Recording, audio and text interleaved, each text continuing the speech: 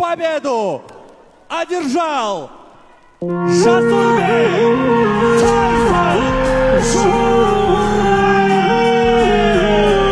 Bu bolani ko'rgan qiyinchiligini men bilaman. Bu borku stroykalarda ishlab, oilasi uchun o'zini orzularidan kechgan. Orzulari uchun bittagina imkon berilgandi, shu imkoniyatdan foydalanyapti. O'zbekiston O'rta Osiyo patishga qilinglar kambag'alni bolasini. Pul, mol, davlat, mansabga qarab emas, shunchaki yonida bo'lish kerak.